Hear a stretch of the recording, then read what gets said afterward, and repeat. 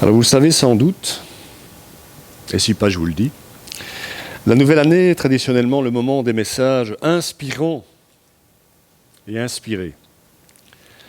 Nous avons eu droit au traditionnel discours de notre roi, plein d'optimisme en l'avenir, alors qu'au même moment, le président de la République française y allait lui aussi de son petit boost de confiance en la capacité du peuple de France à rebondir malgré les embûches et la défaite en finale de la Coupe du monde de football.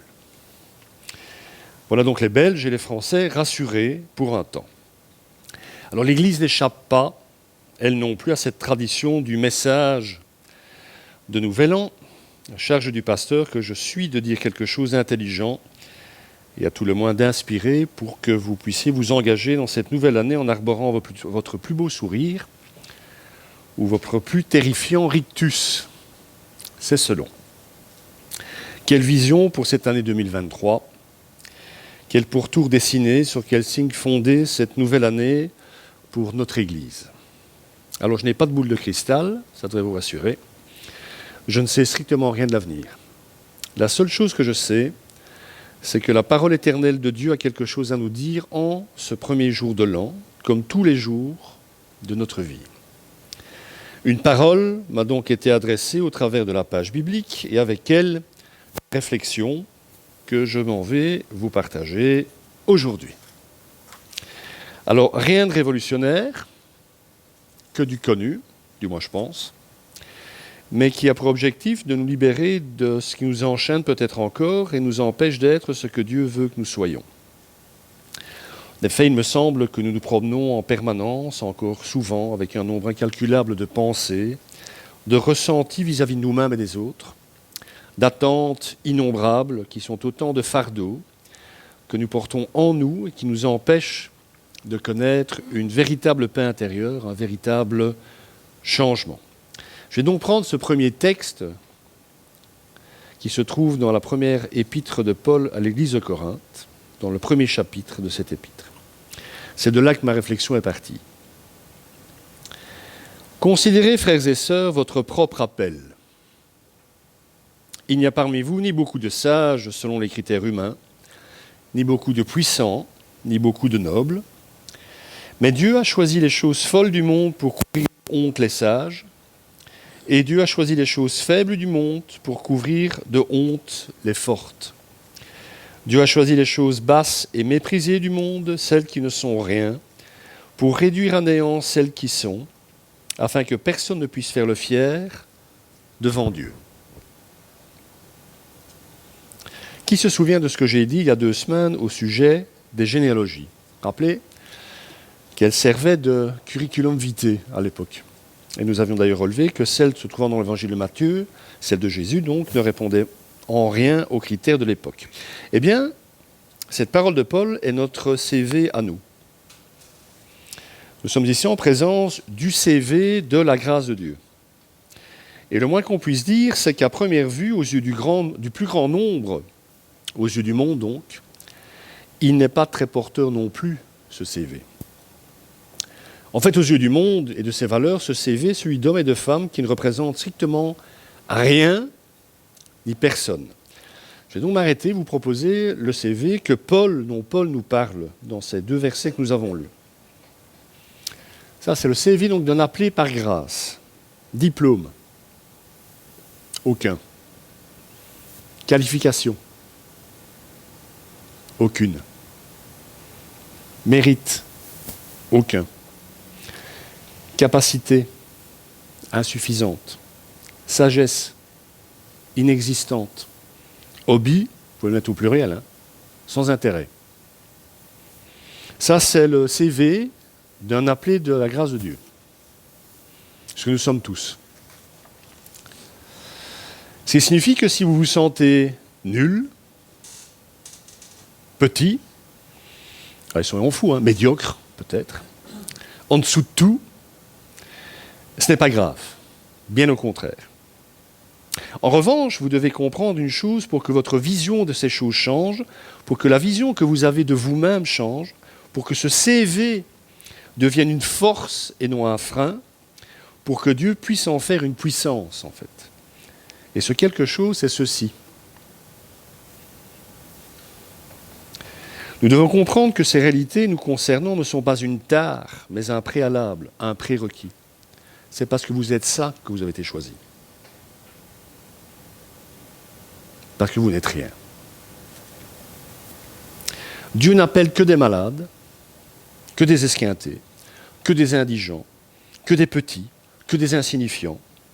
Alors, posons la question, pourquoi nous plaignons-nous de ce qui nous a sauvés, en fait? Lorsqu'on n'est rien, lorsqu'on n'a rien, lorsqu'on ne sait rien ou pas grand-chose, lorsqu'on fait partie des quantités négligeables, quand on est vide, le nombre de fois que j'ai entendu ça, moi, Dieu peut être grand en nous. Il peut faire de grandes choses en nous et avec nous, car nous ne sommes pas dès lors encombrés par notre propre importance. Alors, nous devons donc apprendre à ne pas faire d'une disposition à l'action de Dieu une occasion d'y mettre fin, parce que c'est ça le drame. C'est que souvent, en pensant à notre état, à ce que nous sommes, objectivement, on se dit « je suis tellement nul, moi, il ne sait rien faire avec moi ». Alors que c'est parce que je suis nul qu'il peut faire quelque chose avec moi. C'est une question de regard, rappelez-vous. Hein.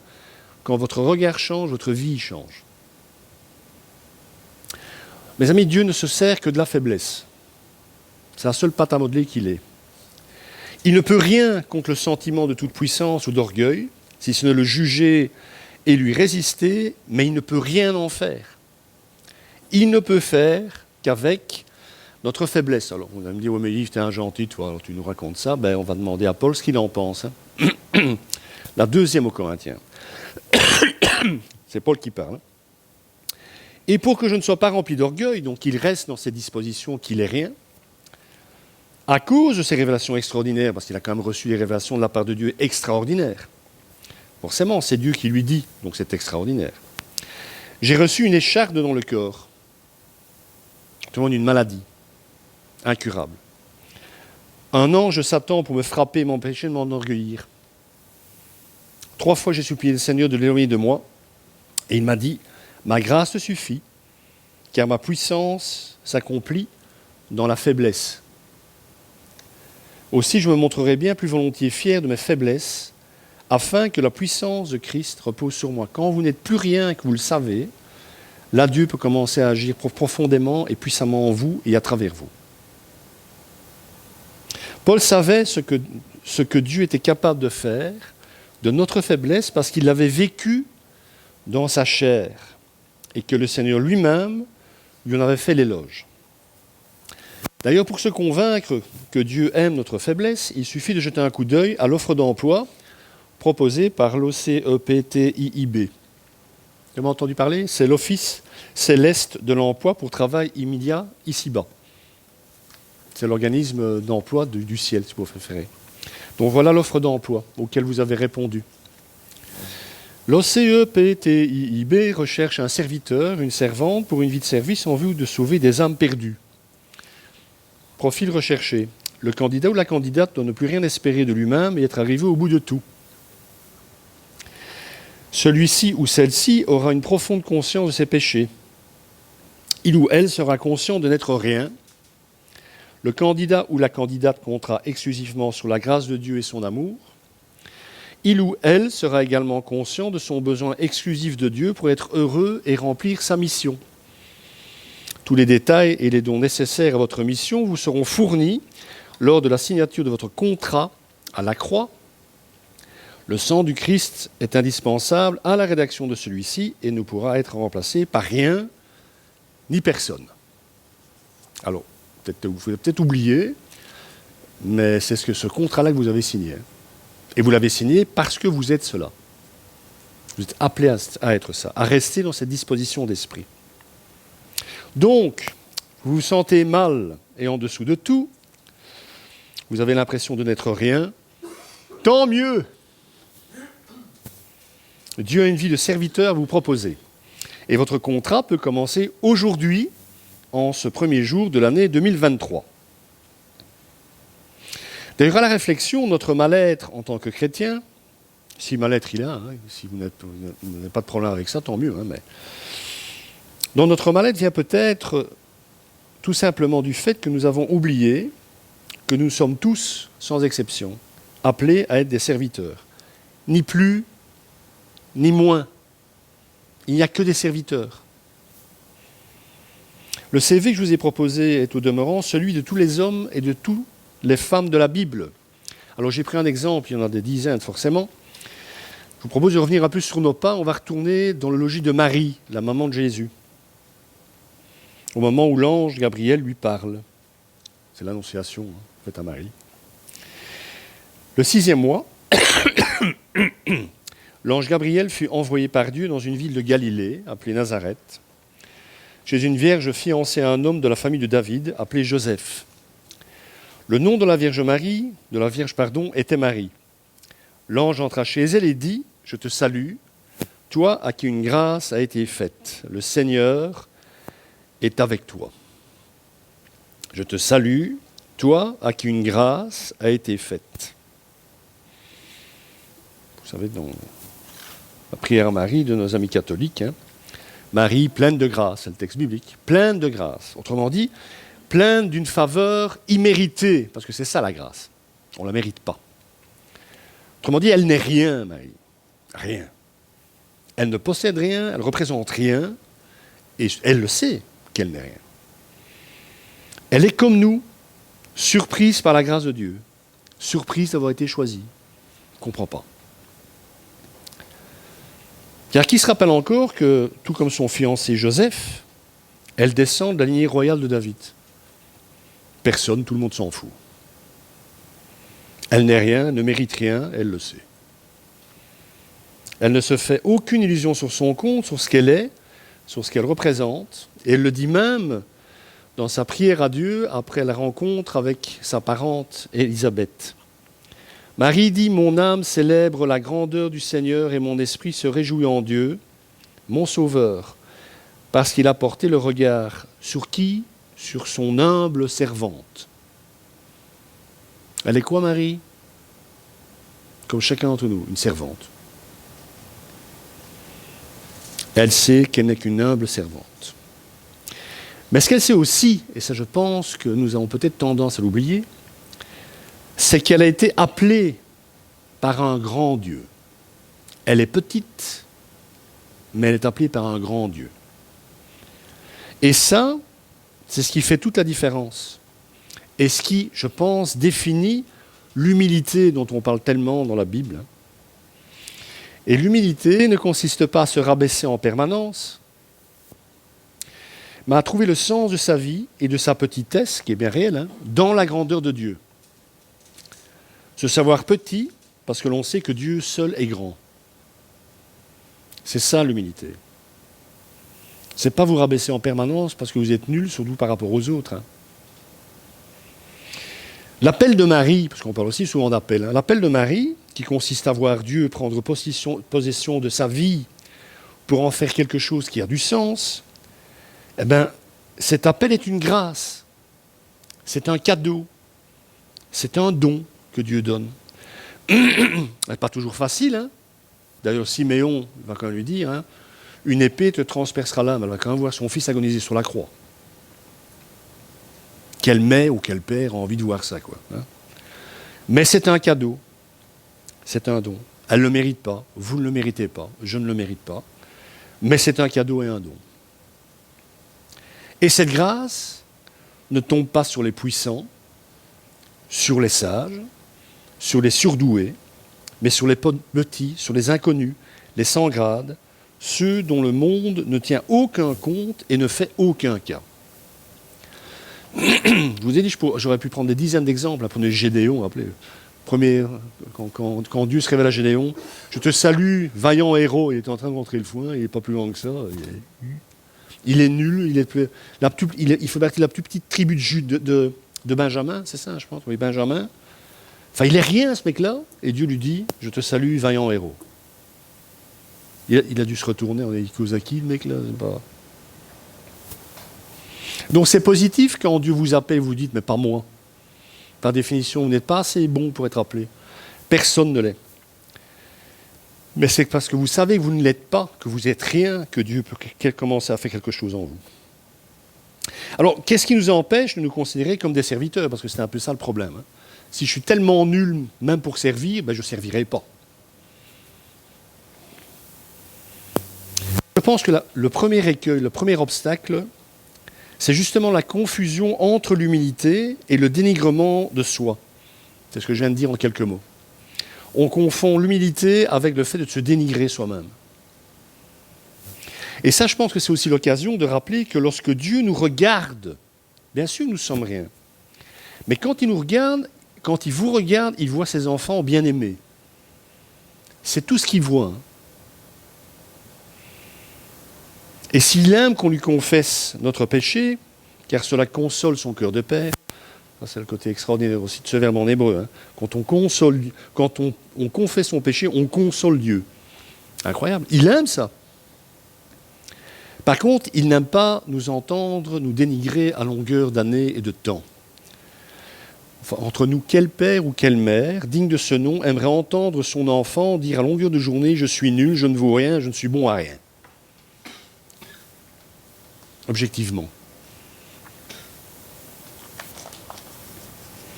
Nous sommes les enfants de l'amour infini de Dieu. Et c'est sur cette vérité-là que nous devons nous construire, car on ne se construit que dans l'amour que l'on nous porte, et celui de Dieu est inconditionnel. Quand vous êtes au top de votre vie chrétienne, si c'est possible, hein, pendant une fraction de seconde, il vous aime. Quand vous faites tout bien, tout ce qu'il vous dit, si c'est possible, hein, il vous aime. Quand vous êtes en dessous de tout, il vous aime. Son amour ne change pas.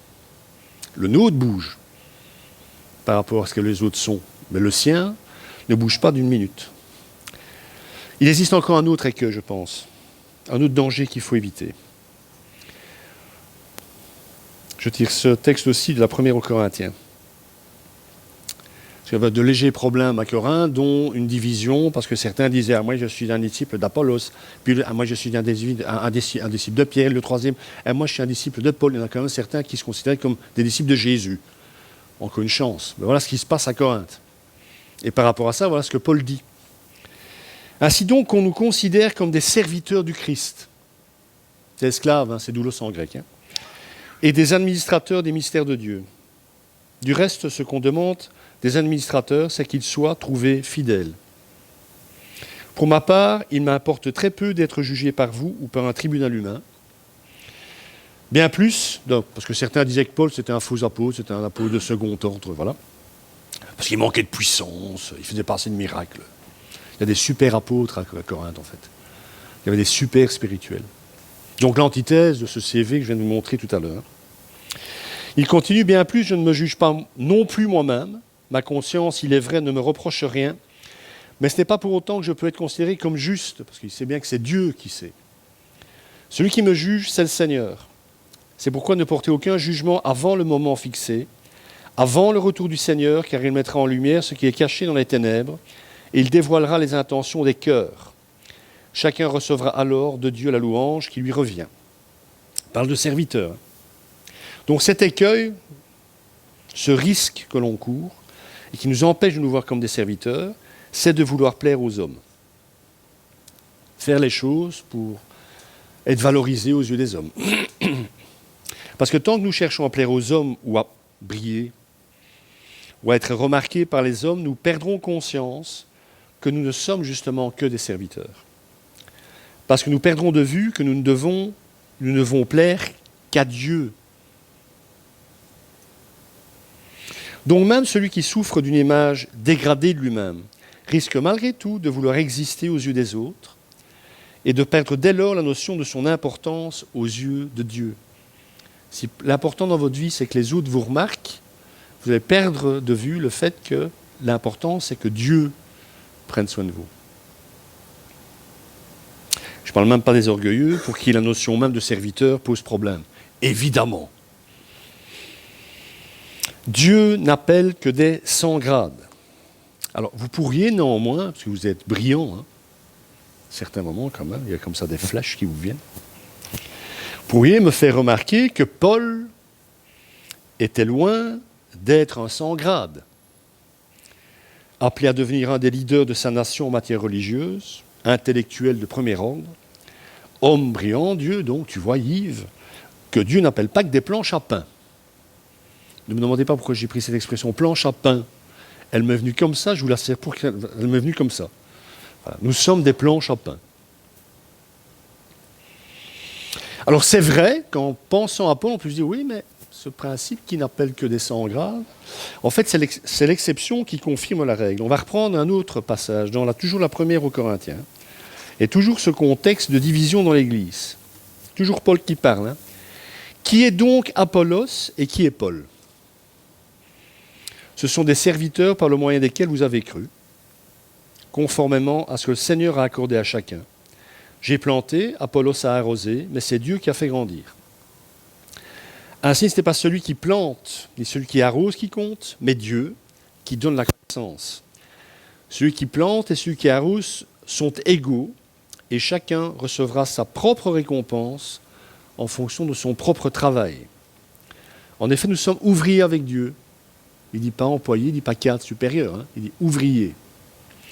Vous êtes le champ de Dieu, la construction de Dieu, donc l'édifice de Dieu.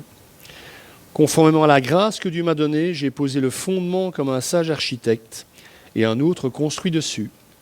Cependant, que chacun fasse attention à la manière dont il construit dessus, car personne ne peut poser un autre fondement que celui qui a été posé, à savoir Jésus-Christ.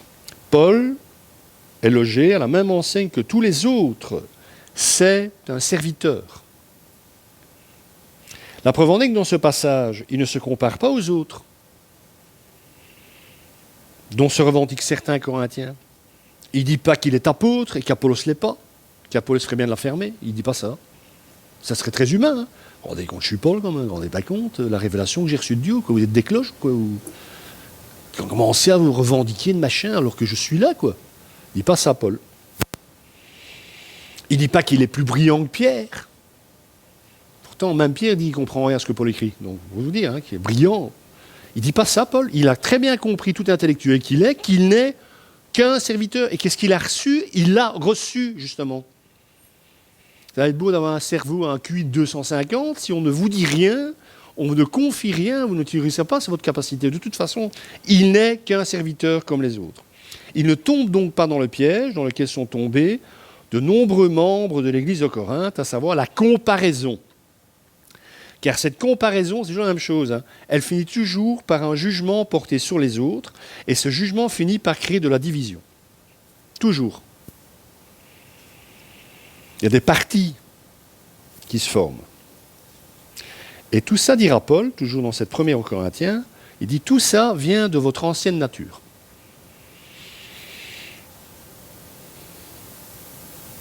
C'est Dieu qui agit en Paul, c'est Dieu qui agit en Apollos, c'est ce qu'il dit. C'est Dieu qui agit en Pierre, c'est Dieu qui agit en Isabelle, en Geoffrey, en Sabine, en Yolande, on ne va pas tous vous nommer, en Yves, de temps en temps. Nous ne sommes tous que des serviteurs.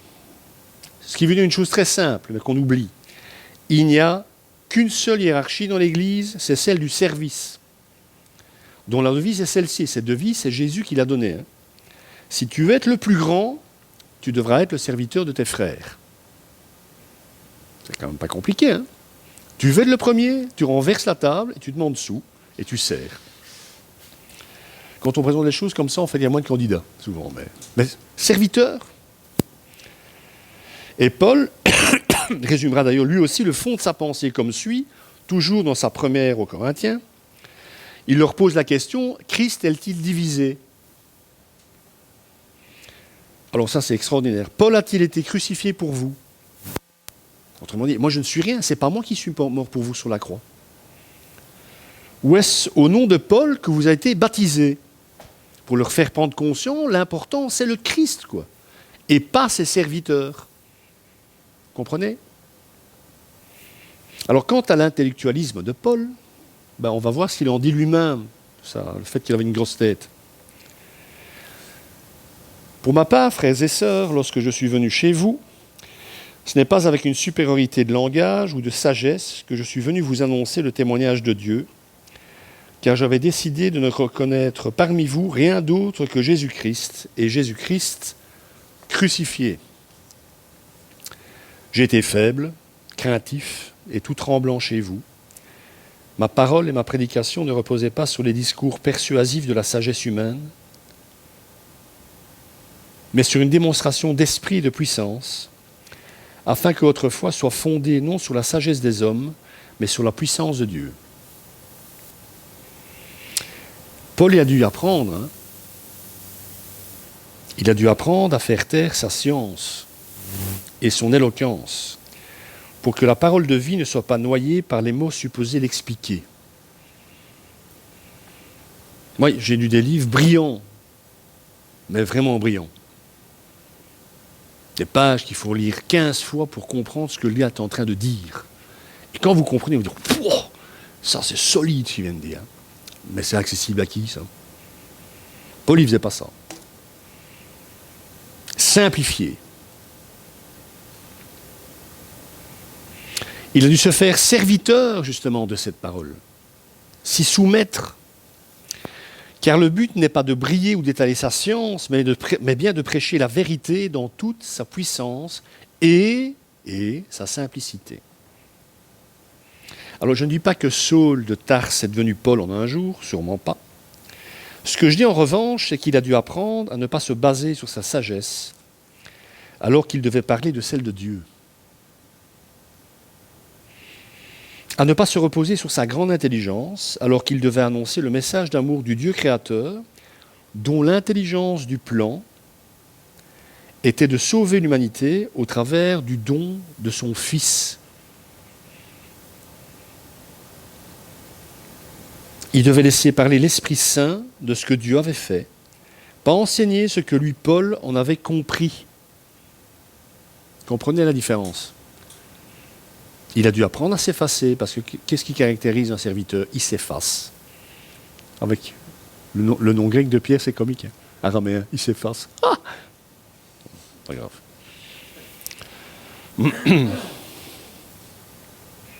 Donc, évidemment, le piège dans lequel il ne faut pas tomber quand nous sommes serviteurs, c'est d'être fier de sa petitesse. Il ne faut pas être fier de sa petitesse, il faut être fier de ce que Dieu peut en faire.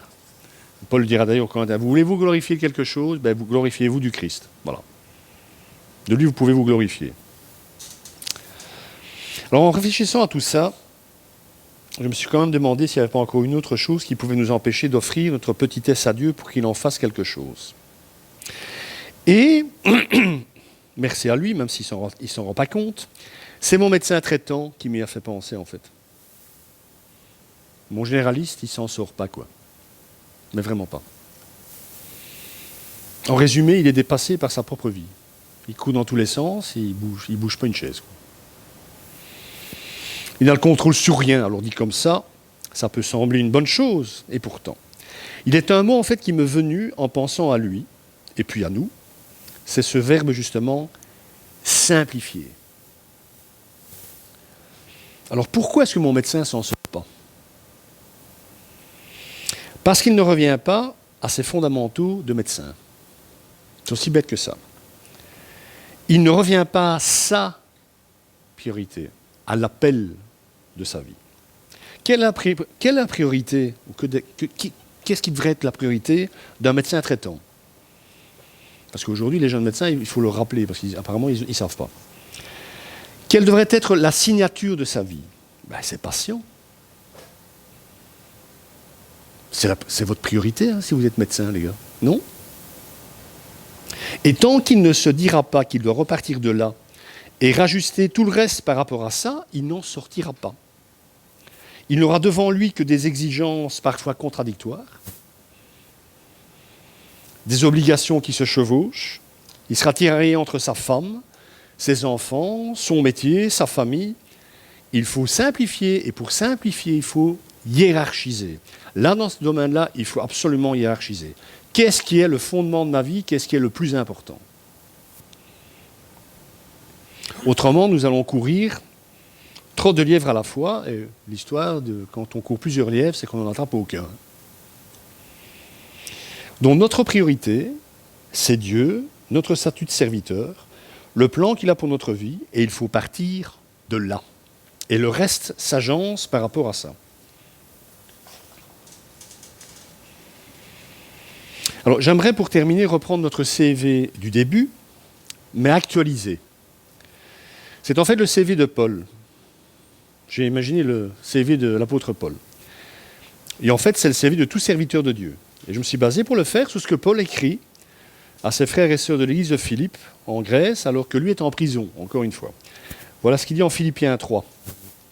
« Pourtant, moi-même, je pourrais mettre ma confiance dans ma condition. Si quelqu'un croit pouvoir se confier dans sa condition, je peux plus encore. J'ai été circoncis le 8e jour. Je suis issu du peuple d'Israël, de la tribu de Benjamin, hébreu né d'hébreu. En ce qui concerne la loi, donc de Moïse, j'étais pharisien. Du point de vue du zèle, j'étais persécuteur de l'Église. Par rapport à la justice de la loi, j'étais irréprochable. Mais ces qualités, qui étaient pour moi des gains, je les ai regardées comme une perte à cause de Christ. À la poubelle, tout ça. Et je considère même tout comme une perte à cause du bien suprême qu'est la connaissance de Jésus-Christ, mon Seigneur. À cause de lui, je me suis laissé dépouiller de tout et je considère tout ça comme des ordures. Le grec est plus explicite que ça, comme du caca, comme des déjections, afin de gagner Christ et d'être trouvé en lui, non avec ma justice, celle qui vient de la loi, mais avec celle qui s'obtient par la foi en Christ. La justice qui vient de Dieu et qui est fondée sur la foi.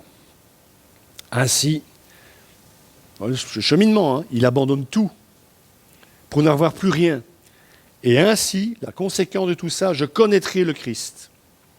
Et là, ce n'est pas le verbe gnosis, ce n'est pas la connaissance intellectuelle, c'est la connaissance profonde, intime du Christ.